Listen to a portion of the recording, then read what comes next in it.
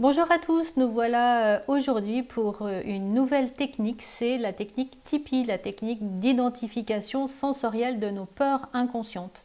Alors, en fait, c'est Luc Nicon qui a inventé, qui a mis en place en tout cas cette technique sensorielle.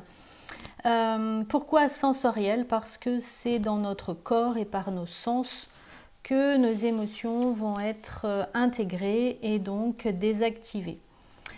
Pour Luc Nicon, qui a fait une étude avec 275-280 personnes, en fait, il a relevé tout ce qui se passait quand on passait par les sens. Et pour lui, en tout cas, tous les événements qui sont vécus en période prénatale vont s'imposer à nous et sont un point de départ de toutes nos peurs, de toutes nos souffrances.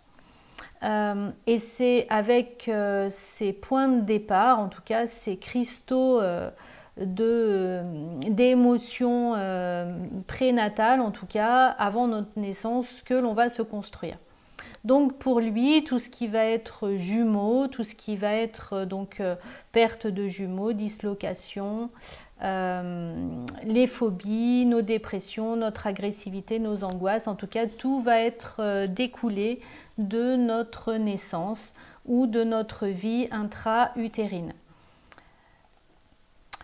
Comme c'est dans la vie intra-utérine, nous n'avons pas conscience de ce que nous avons vécu, c'est-à-dire qu'on ne sait pas si, par exemple, j'ai eu peur d'un jumeau qui s'est disloqué, donc créant comme ça des petites fibres, et puis maintenant je peux peut-être avoir peur des araignées parce que dans le ventre de ma mère, cette désagrégation de ce jumeau créait des petits tissus comme ça qui pouvaient ressembler à une araignée.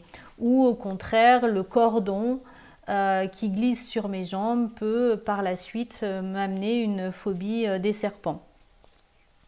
Donc la perte d'un jumeau peut aussi provoquer des dépressions et tout est codifié dans cette technique en tout cas pour pouvoir mettre en place, aller chercher, désactiver des peurs qui sont inconscientes. Alors effectivement, une grande partie en tout cas de cette technique fonctionne parfaitement bien. Moi j'utilise un dérivé de Tipeee que j'ai appris par rapport à des personnes qui étaient formées en Tipeee. Et l'idée effectivement c'est de permettre à notre corps de ressentir. Donc ça va énormément passer par des ressentis. Et les ressentis vont créer des ponts jusqu'à cette cause primaire. Et cette cause primaire, une fois qu'on l'atteint, et du coup, elle va se désagréger, elle aussi, elle va se disloquer. C'est comme si on remontait le cours d'une rivière jusqu'au barrage. Et en fait, arrivé au niveau du barrage, on enlève le barrage, on peut remonter plus loin.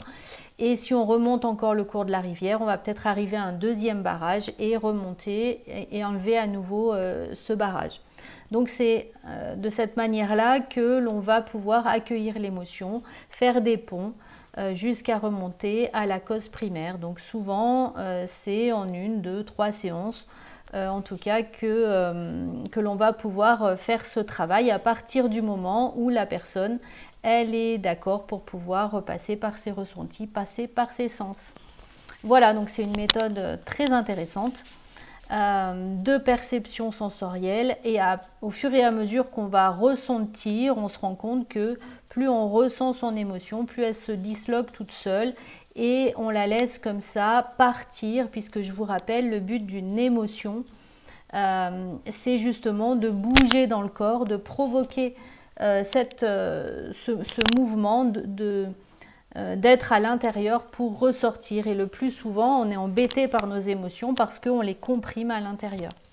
Voilà, donc dans cette méthode, l'idée c'est de ressentir l'émotion, d'observer ses ressentis, de continuer à observer jusqu'à ce qu'il y ait des changements, jusqu'à ce que l'émotion bouge, change, se transforme. Et à partir de là, elle va pouvoir se fluidifier et pouvoir, comme le flux d'une rivière, pouvoir se disloquer et partir. J'espère J'espère en tout cas que sur ces quelques mots de cette technique, ça vous sera utile. N'hésitez pas à la partager, à liker et bien sûr à vous abonner.